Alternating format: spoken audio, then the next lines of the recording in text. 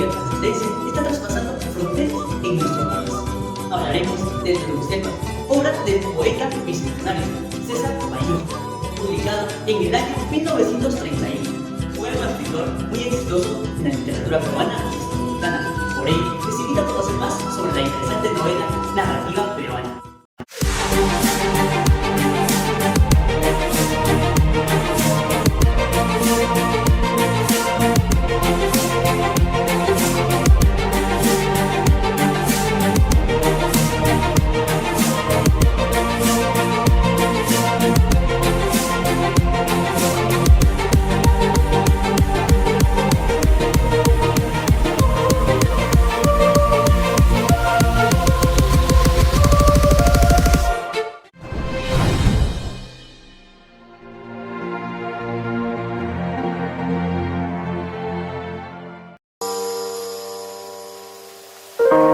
Siempre ha existido, es algo que últimamente está siendo pues muy criticado, especialmente en el sector agrario, ¿no?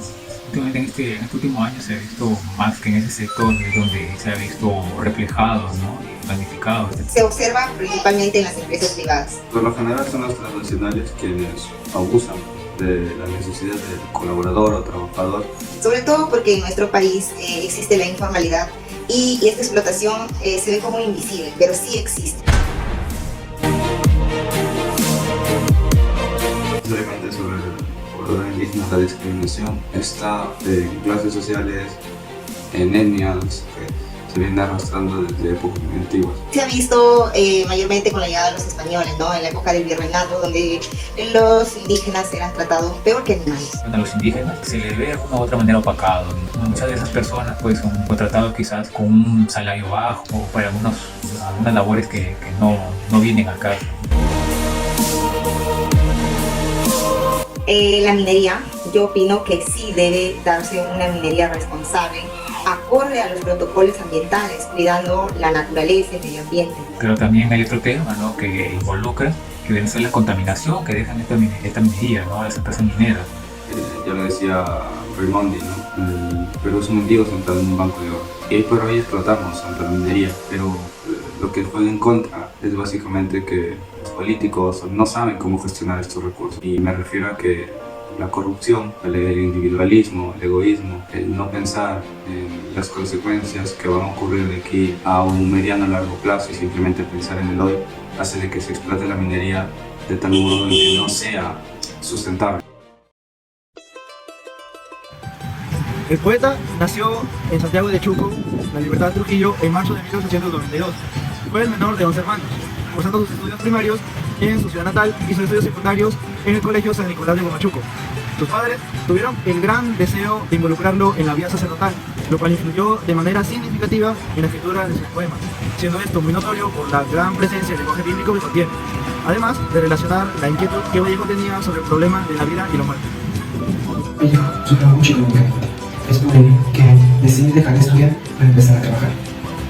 Empezó ayudando a su padre en la labor de gestión administrativa del gobernador, donde ahí mantuvo comunicación con los trabajadores de la mina química, quien sería el inspirador para escribir su novela Contustero. También se desempeñó como maestro en el Colegio Guadalupe en el departamento de la Libertad. Por otra parte, cuando Vallejo partió a Europa, asentándose en París, donde vivió la mayor parte de su vida, logró desempeñarse como periodista, logrando publicar varios artículos y crónicas. El comienzo de Vallejo en su etapa periodística se presenta ante la abrupta urgencia de dinero que solventen sus necesidades cotidianas. La colaboración en estos diarios y revistas en el que él estuvo mantuvo cierta regularidad y fue la fuente principal de sus ingresos en París. Siendo así, una etapa muy notable en la letra periodística de Vallejo fue su fase inicial en el modernismo, la cual se caracteriza por la belleza y definición precisa de las palabras, que se ven reflejadas en sus escritos publicadas en el norte. Es por ello que hay que tener en cuenta que Vallejo no solo escribió Los Heraldos Negros o Trilce, sino también escribió en prosa diversos artículos académicos, crónicas y obras literarias. La novela se centra principalmente en la primera mitad del siglo XX, en la cual los Estados Unidos se encontraba en conflicto, pues esto generó que el país iniciara la Primera Guerra Mundial. Y como todos sabemos, los hombres más pobres de los países más vulnerables son los primeros afectados, ya que ellos son los que siempre pagan los platos rotos. Vallejo en esta novela nos muestra un país dividido en dos repúblicas, la parte oficial constituida por las autoridades, los hacendados, los comerciantes y los profesionales. Por otro lado está la clase explotada, a la que él denomina la indiada. Esta clase en la cual cae todo el peso de la imposición, el peso tributario, las injusticias, la desigualdad social, el desprotegimiento del Estado, entre otros. Pues en esta novela el autor nos muestra un claro mensaje: desigualdad social. Los sucesos pasan en un asiento minero perteneciente a Quivilca.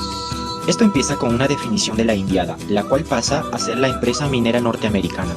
Esto provoca muchos cambios en el pueblo. De la vida tranquila que tenían, pasa a ser una bulliciosa y alterada ciudad, ya que se produce una abundante circulación de los dólares y contratos. Por lo tanto, los establecimientos crecen abundantemente. Los horas primeramente servían como guías para la empresa Mini Society. Con el pasar de los días, son echados injustamente de sus tierras por el comerciante José Marino y su hermano. Luego se produce una horrible escena, donde los personajes principales, incluyendo a Mr. Tide y Mr. White, toman parte de la violación de la brasileña, la Rosada, quien jugando a los dados entran por turno en orden de jerarquía social y económica, para ultrajar a la muchacha, la cual al final termina muerta.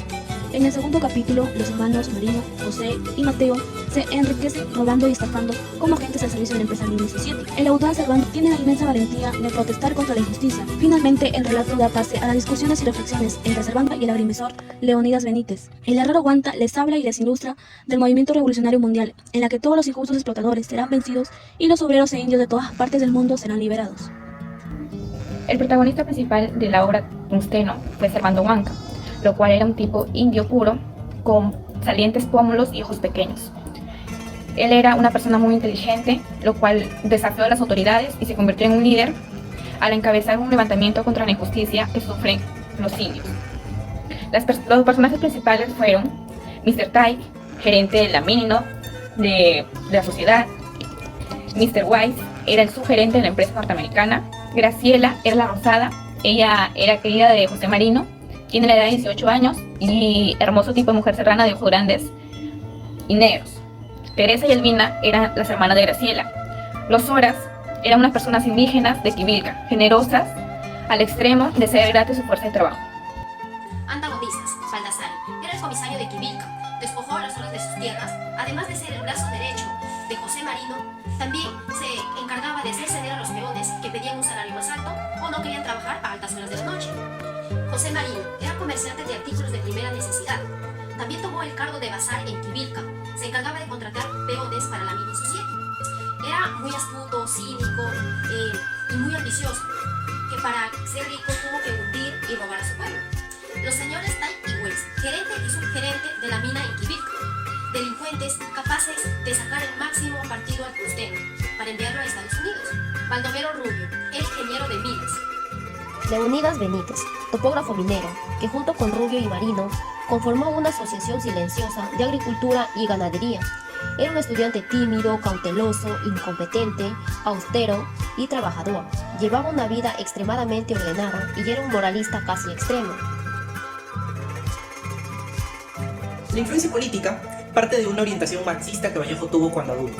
Habiendo vivido en Europa, donde todas estas corrientes florecieron, un Vallejo asqueado de la política tradicional y amante de la cultura, decidió por inclinarse enteramente a la política, iniciando su militancia en la izquierda europea.